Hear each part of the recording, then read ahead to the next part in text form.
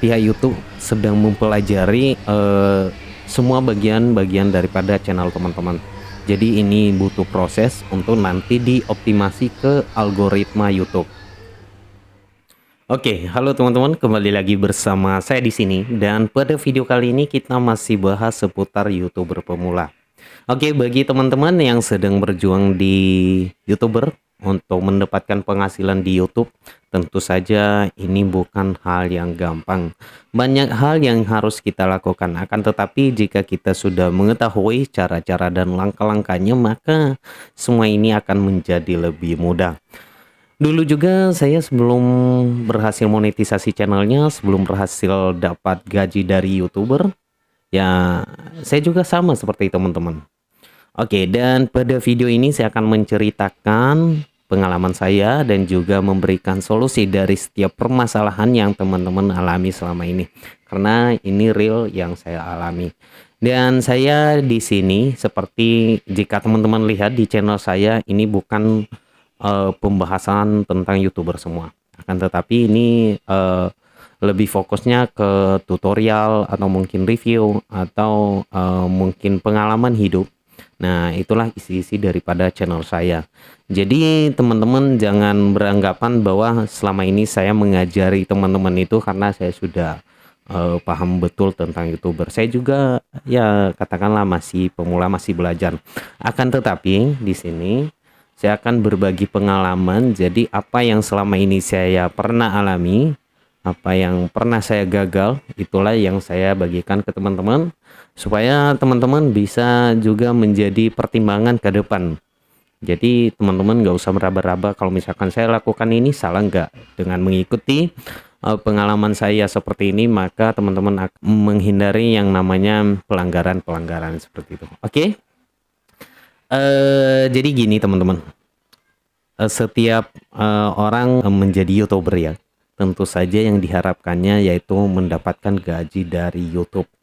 Oke, bagaimana untuk mendapatkan gaji di YouTube? Tentu saja kita harus memenuhi syarat yang ditentukan oleh YouTube, yaitu 1000 subscriber dan 4000 jam tayang. Dan untuk mengejar yang dua persyaratan ini, itu baru dua ya, belum sama kebijakan lain. Itu banyak itu agak susah ya dan membutuhkan waktu yang lama, juga skill kita untuk menarik pelanggan bisa masuk ke channel kita. Nah, jadi gini, mungkin teman-teman selama ini sudah membuat banyak konten, sudah berusaha mengikuti namanya SEO, mengikuti yang namanya thumbnail menarik, tapi tetap aja tidak ada perubahan signifikan di channel teman-teman. Jadi gini, dulu saya mengalami seperti ini juga ya teman-teman. Jadi bagi teman-teman yang mungkin subscribe-nya mungkin masih 100, mungkin di bawah 100. Jadi teman-teman jangan mengejar yang namanya viewers dulu. Oke, jangan mengejar yang namanya viewers. Karena kenapa? Karena channel teman-teman ini sedang dalam apa namanya itu ya, proses atau pihak YouTube sedang mempelajari semua bagian-bagian daripada channel teman-teman. Jadi ini butuh proses untuk nanti dioptimasi ke algoritma YouTube. Oke. Nah, jadi yang teman-teman lakukan jika misalkan channelnya baru berumur mungkin mingguan atau mungkin bulanan. Nah, teman-teman cukup mengoptimasi bagian channelnya saja dulu. Mulai dari judulnya, mulai dari bukan judulnya ya, maksudnya nama channelnya ini penting banget. Teman-teman harus memberikan nama channel yang menurut teman-teman nanti ke depan bisa membuat konten-konten terus menerus dengan nama channel tadi seperti itu. Apa namanya, deskripsinya juga teman-teman harus mengoptimasinya dengan menjelaskan seperti apakah isi daripada channel teman-teman. Itulah bagian deskripsi daripada channel. Di sini ada dua ya, ada deskripsi channel sama deskripsi video. Jadi yang saya jelaskan sekarang adalah deskripsi channel.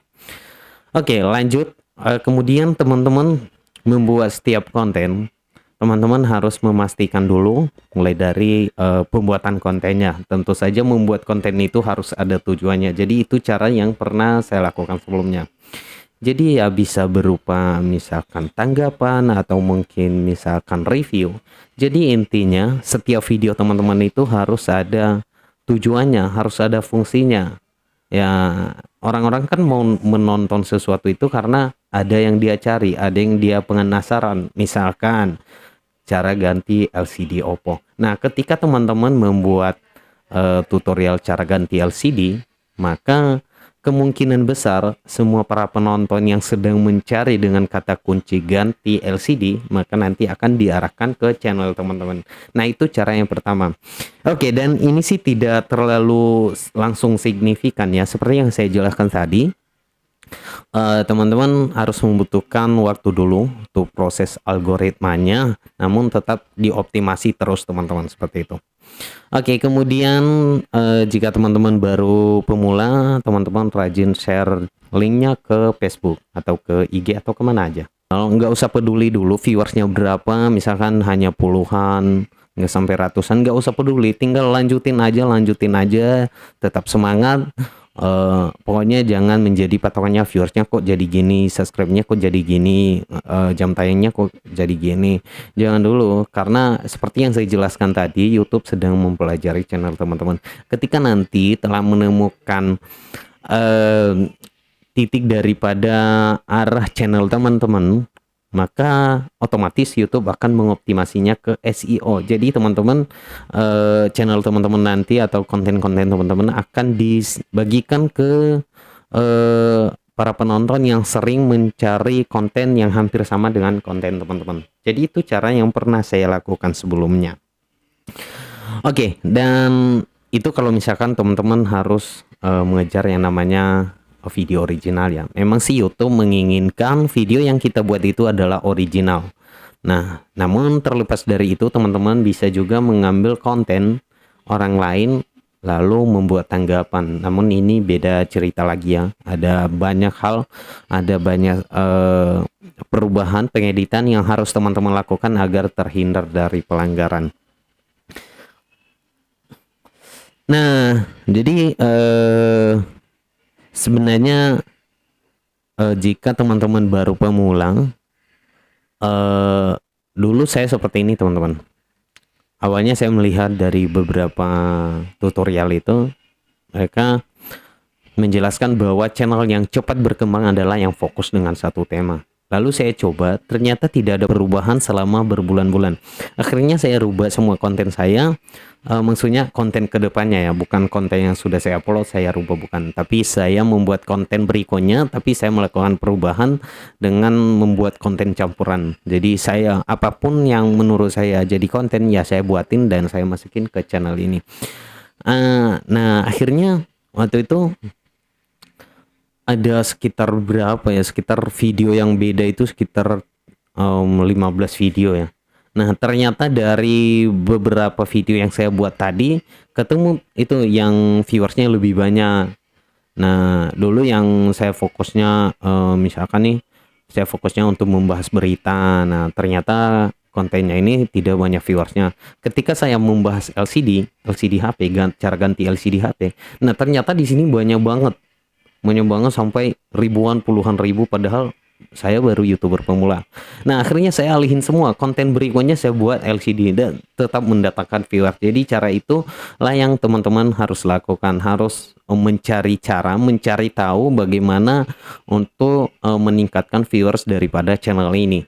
Jangan teman-teman bertahan di satu tema sementara video yang sudah teman-teman buat ini dengan satu tema tidak ada perubahan, hanya segitu-gitu aja. Jadi bisa teman-teman coba dengan konten lain yang menurut teman-teman menarik lah, seperti itu. Nah, dulu saya buatnya seperti itu, LCD saya coba, wah ternyata banyak sekali. Terus servis HP, wah ternyata banyak sekali. Nah, saya alihin ke sini, lalu saya coba lagi misalkan untuk melihat tempat-tempat yang lumayan seram ya. Nah, ternyata ini banyak juga. Lalu saya cari lagi, waktu itu saya pokoknya banyak teman-teman, saya membahas tentang suku Nias juga. Ini banyak. Jadi saya udah menemukan 3 tema yang satu channel ini yang kemungkinan mendatangkan viewers.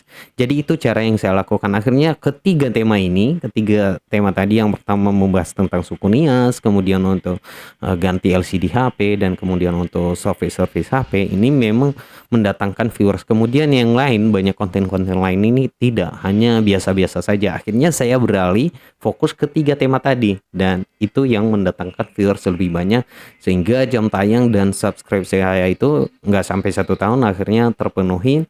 Lalu saya mendapatkan kode PIN dari Google, dan sekarang saya sudah, ya puji Tuhan, udah berhasil mendapat gaji dari YouTube setiap bulannya, walaupun tidak besar tapi lumayan menurut saya, teman-teman.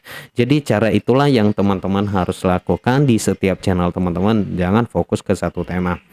Oke, dan itu saja yang bisa saya bahas hari ini. Mungkin nanti ke depan saya akan menjelaskan lebih banyak lagi tentang YouTuber, untuk membantu teman-teman yang baru memulai kriterianya di bagian YouTuber pemula. Oke teman-teman, jika ada pertanyaan seputar YouTuber pemula, silakan nanti tulis saja di kolom komentar, dan mungkin nanti di video berikutnya saya akan bahas lagi. Oke, itu saja. Terima kasih.